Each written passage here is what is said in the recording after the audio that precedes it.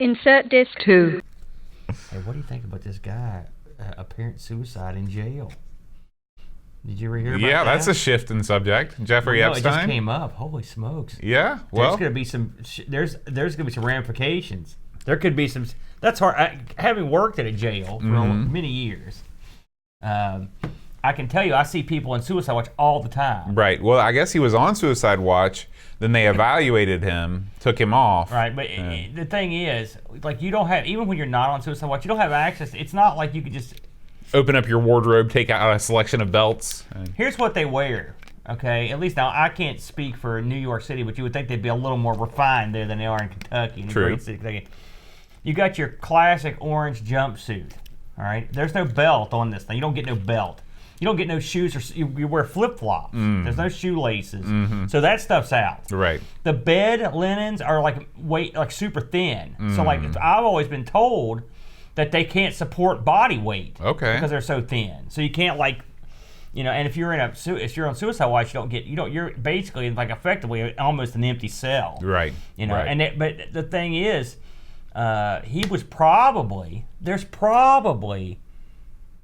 surveillance of what happened. Now, whether we'll ever see that, I don't know. Do you notice when you go into the jails? I mean, are there just cameras everywhere? Yeah, and it's not just that. The guards check on you. I know.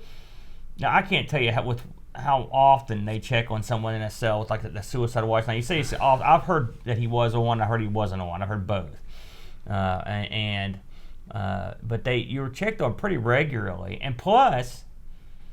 Now I don't know about him being such a high. This is New York, Right, okay? and he's also a high-profile rich dude. Nobody has a cell by themselves. I can tell you that right now, unless you're medical issue, like something like that. Then you might get one, or you're really, really old. There was this guy at one of the jails I went to. It's like ancient. Well, the jails that you visit are not long-term holding facilities, right? Oh no, they are. Oh, okay. Yeah, I thought that was the detention centers. I thought the definition of a jail was that it was short-term. When I say jail, that's not a fair term. It's a detention center. Okay. Where they're basically, and these are like, this is like maximum security or anything. These are like just you're in there for like stuff, sort of like what he did. Right. You're in there for like White-collar crime. or drugs or Human trafficking. or like sex crimes, stuff like that.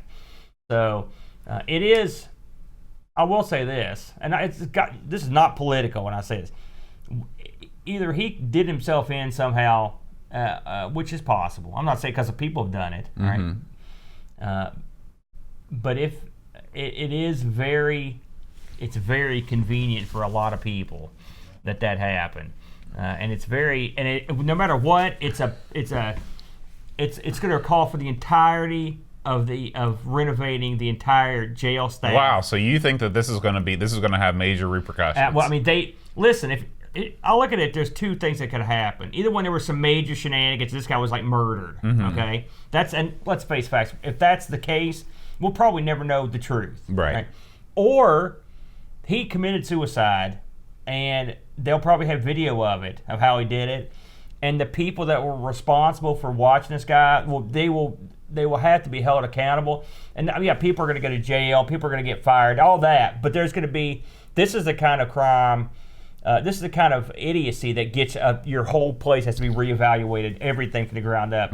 At a detention center that I go to, they've had a string of people escaping, drugs, like all kinds of crap going on inside the jail. And when the new jailer came in, the county was like, "Listen, you've got to completely start this thing." And they better blow it up and start over. I mean.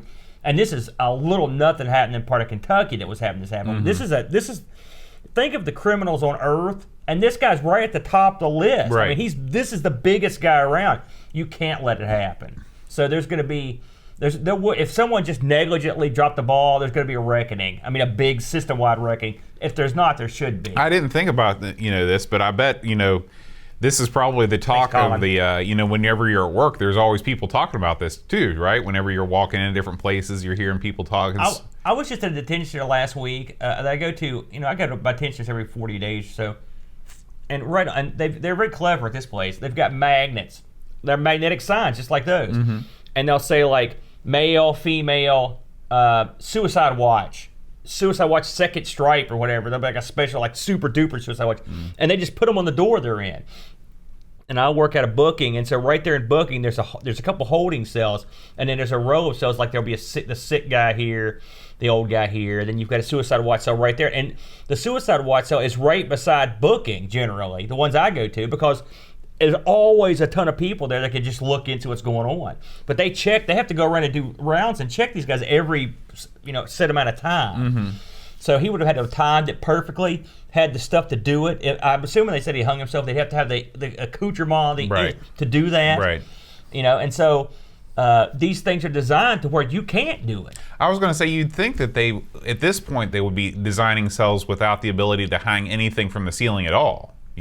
Well, I don't know if it doesn't necessarily have to be from the ceiling. It could from the bed frame or something. You don't have to go from the ceiling to choke yourself. You can, just be where your neck is in a certain direction and your body is pulling you down. Right. It's kind of macabre. It's not the most pleasurable thing to talk about, but it's as someone who's in my field. Right. Plus, it's just as a human, it was disappointing. That justice was not able to be served. Everything about it was disappointing. Because I'd heard about this guy years ago, and he just, hey, I don't know about other countries, but in the States, if you've got the bucks, you can get away with a lot of stuff. Very true. If you got the jack, that's why I can get away with so much, because I got the big money. Right. Amigos level of money. That's right. That's why you're taking all expenses paid trip to Delaware. I mean, California, Beverly Hills, that's for suckers. We go to Delaware, yo. Have you heard of Marsh Creek Park? Oh, man. Because that's where I was yesterday. Who hasn't? That's where all the winers and diners go, up the Marsh Creek.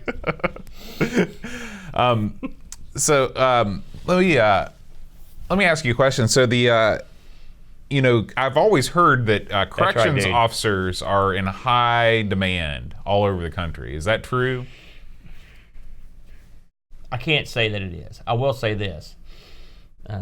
Being a corrections worker is a difficult job. They have a high turnover rate. Right. And it's low paying. At least in Kentucky, they don't make a ton of money. And it's a difficult job.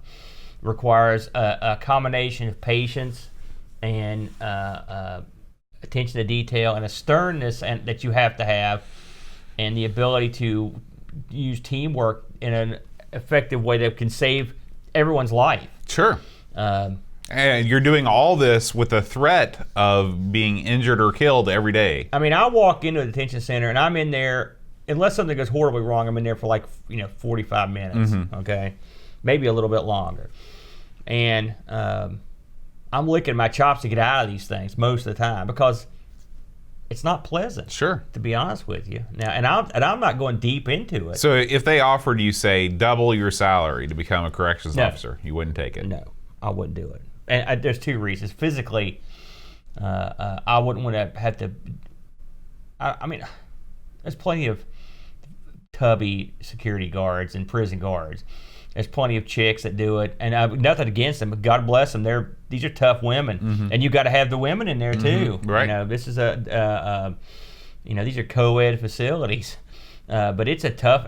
My hat's off to them. I talk to my partner all the time. Like, listen, we both have the same opinion on it. You've got to give it up for them. That's a difficult task, and you're doing society's dirty work effectively. Yeah, you're taking over the people that society's washed their hands. Really, of, and I don't know how popular an opinion this is, because, and this is coming from me, and you know me, police work, like guard work, that stuff is incredibly dangerous and underpaid.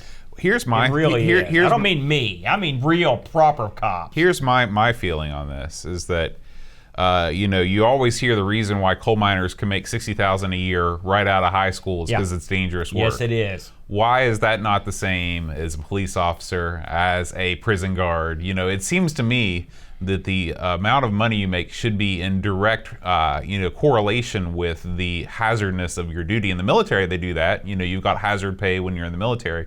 I don't understand why somebody that's working. I'm not talking about Hurricane City cops. The Hurricane City cops are great, but I'm talking about people that really work in dangerous situations. Why they aren't paid extra? It's an easy answer. It's not a good answer. Because they can get away with not paying that much. That's true. Yeah. I know my buddy handles a county in Kentucky that has the whole county has one police officer. He's a police chief, and he told everyone in the county when he had to get rid of his last deputy or whatever. He said, "Listen, everyone needs to go out and get a gun.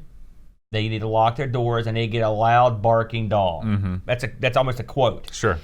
Because I cover the entire county, and I can't do it because I've got to do stuff like do summons and paperwork, and kick people out of their houses for delinquency, and so he can't do it. The officer closes at noon. All right, because he can't. It's not his fault. He can't do it. And now I think they have 2 state troopers that also cover that county. This is a whole county. Hundreds of thousands of square miles or whatever. Versus here, how many police officers you pass on your way here? 6 or 7. It's all about, we've got lots of money. And that's what it is. And it's the same reason you can put detention staff members in a detention facility and just not pay them. And a lot of these people that work in these places are. It's probably not their first choice in jobs, but it is what it is. And someone's got to do it. Yeah. And so it's I don't know, we got on this. I guess I brought this up, didn't I? But yeah. Well, this is just another episode of Prison Talk. Oh, yeah. We have these every once in a while. I'm going to release this as a separate audio file. It is pertinent to the what's that, current topic there. But I mean, it's those guys don't make nearly enough money. And people, I've not always been spoken highly of our officials. I've heard you rap F the police multiple times. Oh yeah. But I will say, it's not like I didn't know this before, but when you work right in there, man, that's a tough job. Absolutely. It really is, and mistakes can be made, and you're screwed. And don't get me wrong, there's plenty of times that they screw up, but I mean, it's not like every police officer is a scumbag. Most of them are great guys. Yeah. And it only takes one to screw up a lot of people's rep. Oh yeah. And these guys are getting caught out and then you know how it is around here. These guys get caught out into the hollers. That's where all at like 2 a.m. That's where all the domestics going out are. there, and you're going out there by yourself or maybe with another guy. You don't know who's waiting for you. Everyone up is hollering, knows you're coming. Yeah. They've got weapons. They don't have any love for the police. Right. And it's your job to go up in there and figure out what's going on. No. Yeah. These are brave dudes, That's man. right. That's right. So more power to them. It's an eye-opener when you're on the inside. It's easy to judge from the outside because you see stuff on the news or read stuff on Facebook, but I mean when the rubber meets the road and these guys are going up these hollers or in one of these houses or in a car chase, man, you can get killed on your job. That's the one thing people got to remember. It's not like anything else. You can go out there and get murdered. I don't even like doing detention hall at school. Teachers are that's a tough job too. Yeah, but I mean, it's you have to have a certain personality to be able to not only be able to diffuse conflict, but be comfortable in conflict. And nothing about that is me at all. I like everybody to just get along. Edwin, I was just looking over here, and he said the U.S. has too many in jail. We do have we do. That is a problem. It is. And I hear that a lot. Yeah. The problem is, and I can only speak from what I know. A lot of people commit crimes, Edwin. I mean, and I don't mean like little wimpy crimes. The jails in Kentucky are full of people that sold drugs, took drugs, and did a bunch of crazy stuff, or stole money to get drugs. Right? Just those 3 things will fill up your system. It's a problem. So to say that we have too many people in jail, I agree. The problem is we got too many people doing a bunch of crime. Right. If we could get them to stop, it's a social problem. Yeah. It sucks. We don't have the money. We don't want them in there because we can't afford the jails. So what are you going to do? That's right. That's right. What was that game we played in the Amiga where you escaped from the jail? Alcatraz? Yeah. What it was? Well, that was, our Hangar 18. Yeah. You're also escaping. See, those are more fun than actually being in a real jail. And the jail escapes are much easier.